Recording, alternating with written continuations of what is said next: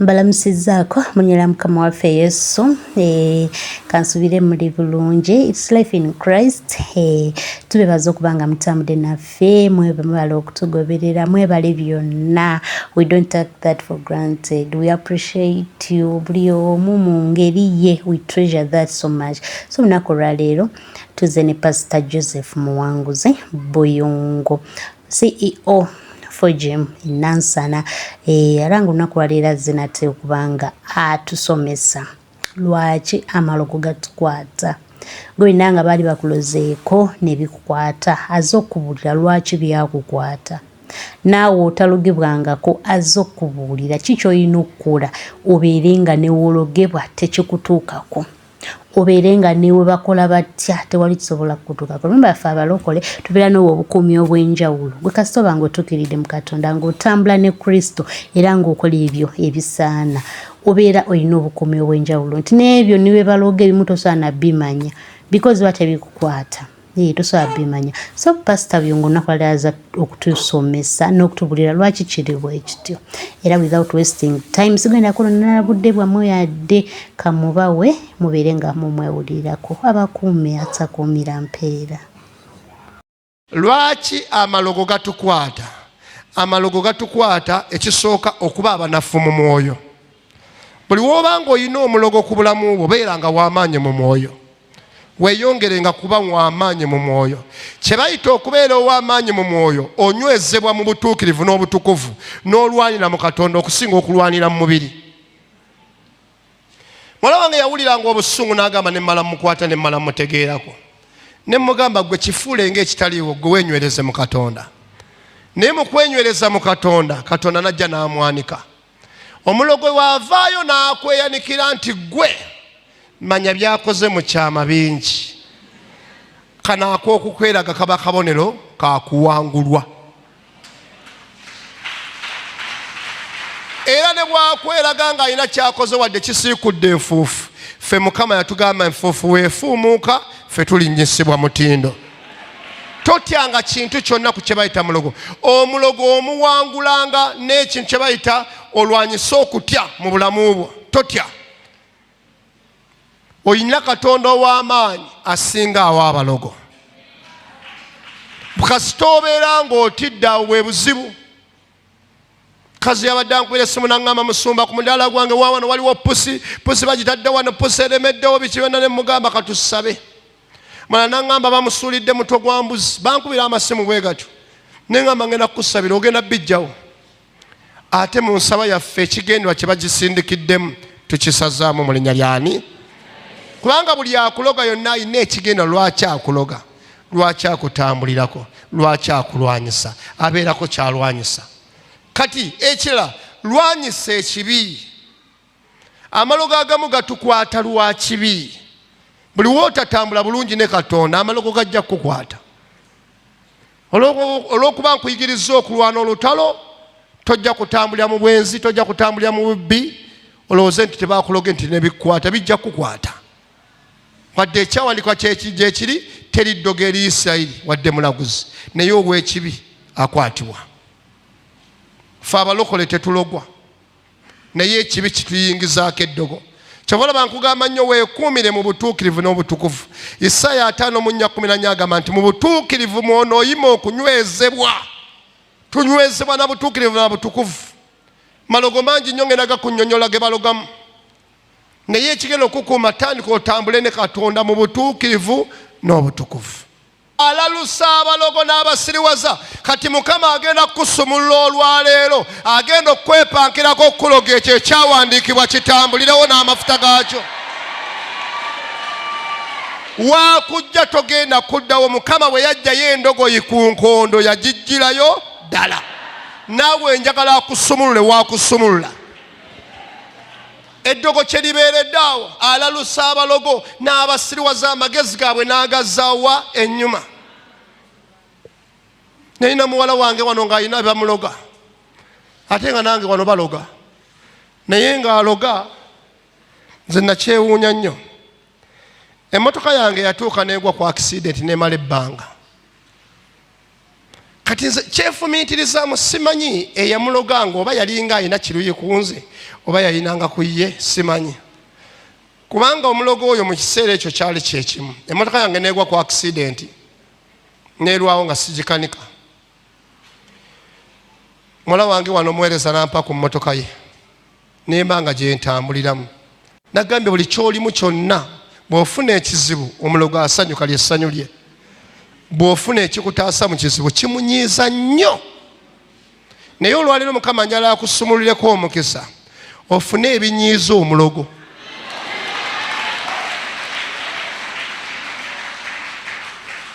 Nkiddamu, njagala Mukama akusumula olwaleero ofune ebinyiiza omulogo.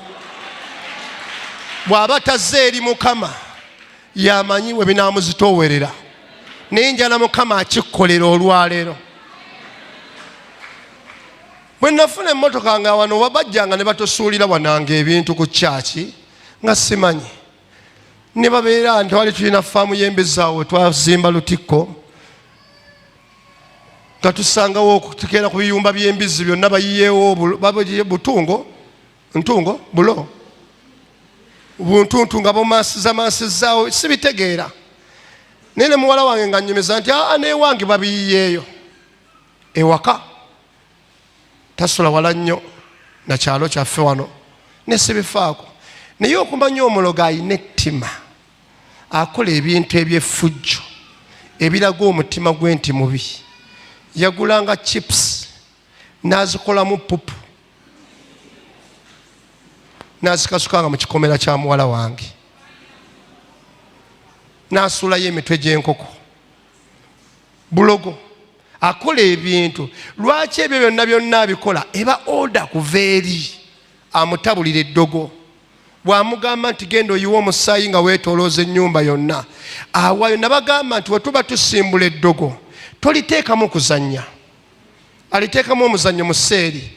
Omulogo waaba akuloga taliimu kusaaga na kuzannya, ye ssaddaaka ekyasinze okuba ey'omutawaana gy'awaayo. Bwe bamugamba nti ekifaananyi kyakitwale we baaziika omuntu wadde si waabwe agendayo. Bwe bamugamba nti omusaayi aguyiwe emmanju w'ennyumba yo n'emiryango nga tekuli kikomera wadde embwa zinaabogola zitya aguma najja yo nkuyiwawo kyangu nnyo. Naye ggwe omanyi kye bayita okwambula empale, omuntu n'asitama ng'alinga asitama mu kayu ng'alinga mu toyireeti n'akola ku dduuka lyo. Bawaayo ssaddaaka kubanga munda mubaamu omutima omulala. Ne ŋŋamba muwala wange nti tujja kusaba Mukama ajja mumusimbula. Kati mu birooto ebimu oloota nnyo eby'amalogo ebyo Mukama byalaga. Oloota nnyo ng'oluusi ebisaanyi bikwokya. Waliwo eyakirooseeko ekyo, eyakirooseeko olaba ng'oli mu bisaanyi bingi bikwokya. Olina kukutula amalogo agaagala okugolokoka ne bikubeeramu nga bingi. Malogo gano bagakozesa ebintu bingi. Era wobanga osabanga n'ogamba Mukama eddagala lye bakozesa erimu gibeera middo, ebimu bikubeera bikoola bya miti, matabi ga miti, mirandira gya miti, ssaddaaka ze bawaayo laba gatambulira mu biwuka. Ebimu ebirooto byonna by'oloota tekiba kiwuka nga kya bulijjo, naye mu nsi eyo omwoyo kina kye kifugiramu ekiri emabega waakyo okikutulanga mu linnya lya Mukama waffe Yesu. Ebimu tobiroota buloosa ate ne mu buliwo. Oloota nga bakukuba bbi oba nga bakuyiira ebizzi ebiddugala. Eryo liba ddogo lya rejection, lyakugaanibwa.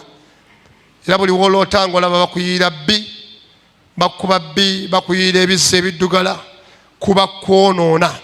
Oli aba asindika eddogo erikunoona, bakukyawe ku mulimu, bakukyawe waka, mwoyo gwakugani, muzimu gwakuganibwa gwe baba basindise ku bulamu bwo gukwambale. Era abamu mu kirooto oyinza okulaba ng'oli simaati nnyo otambula, oluusi olina gy'olaga, olina akuyiira ebizzi ebiddugala. Kitegeeza amagenda go ne gy'otuuka. Kiringa bwe banaagamba nti nze nzija okuweereza nnyambadde bulungi bwe nti bwe bankuba bbi siyinza kujja kweyongerayo kuweereza. Era waakiri okujjako nga nkyusiza engoye endala. Naye ate abamu w'okyusiza engoye w'ogenda onaabire nga ky'ogendako okeereye. Kati awo wonna wonna buli wakwambaza eddogo eryo lireeta bingi n'okeerewa mu mukisa gwo n'otaganja gy'olaga ne bikulemesa. Yeebazibwe Yesu. Ekyo njagala Mukama olwaleero nakyo bw'okiyiga ziba message za kusumulula. Mukama z'akola atya. Kati olaba muwala wange buli we baakasukanga chips oli ateekamu sadda wakiri alema okuzirya n'azigula za 10 chips chicken n'agattako ne pupu n'asiba. Naye eddogo ly'abamwambaza obulungi n'omukisa guleme kubeera mu nnyumba ye, ebyandibaddemu bireme kubeeramu. nga tetulina okusimbula. Abantu balabye ku ddogo nga balikola mu ngeri bwe batyo ng'ate byo si babikoze mu kirooto naye mu buliwo. Ebirabo by'embaga eno nagamba nti Mukama ne wabakoledde omukolo gonna kati ku mulembe gwe tutuuseeko ebirala obirekanga n'osasula ng'owa vidiyo. Buli kyonna ekigenda mu maaso. Vidiyo zino tuziyina nga kijjukizo naye ate zituwaddemu n'okulaba abazibu n'abatuufu. Oli omukazi abantu baleeta birabo biseera bya mbaga baleeta birabo naye ye n'addira akasefuliya akakadde nga kalimu ne pupu omukalu n'akassa bulungi mu bokisi n'akalapinga bulungi. Eno emusagamba ab'ebirabo mutandike n'ow'ekirabo kye ng'akirapinza bulungi kasefuliya akakadde aba yakalonda mu lusuku akaleetera abaana abafumbiddwa abayingiddwa obulogole amuwadde ng'ekirabo. Kitegeeza ki? Aleme kufumbamu. Kitegeeza ki? Okufumba kwagenzeemu aleme kuganja wa mwami we. Oli n'abiteekamu bagenda okutuuka okusumulula ebirabo nga balaba nga waliwo eyakoze ekintu ekitakoleka ekyabayamba vidiyo ne bagizaayo ne batunuulira abaleeta ne balaba aleese bokisi nga relative mulamba atasobola na kulowooza nti abaana bano bwe babeera abalungi nange balinnyambako oba baliyamba abaana bange. Naye ng'ekiruyina obujja bw'ayina abaloga baleme kufumbirwa kubeera wamu. Awo wennayagalira kigambo kye bayita vidiyo bakwata bulungi nnyo gweno ne bw'ojja ng'oyimba bannaayo tukuleetedde ekiro nga oli muli bakulaba agenda okuddayo nga batudde wamu nga balaba eyaleeta ekyo yaani.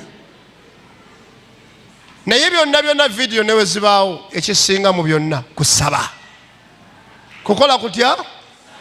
Essalayo gy'ogenda okusaba nti abantu abatali b'amagenda bo Mukama abakuggirewo akuleetera abatuufu ab'amagenda go. Yessaala ekola mu byonna. Tetusabira mmwe mwekka abali wano n'abali ebweru tubasabira nga tukutula eddogo.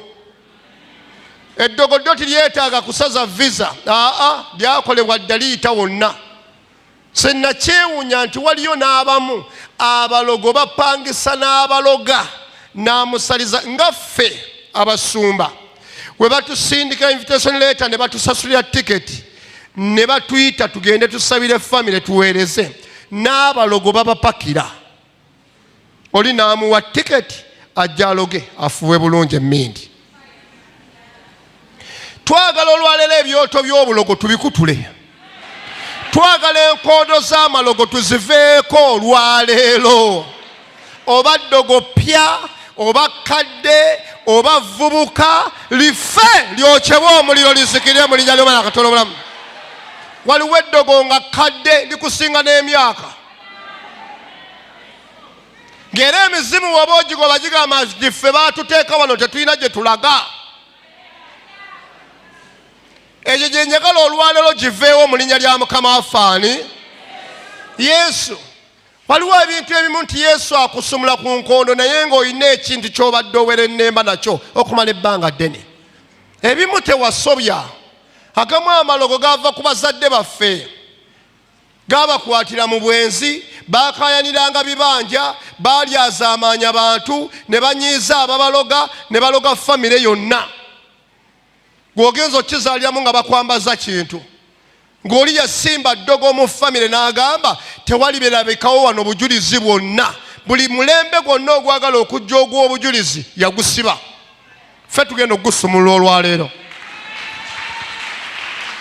waliwo ebigenda okusumulukuka olw'empaka.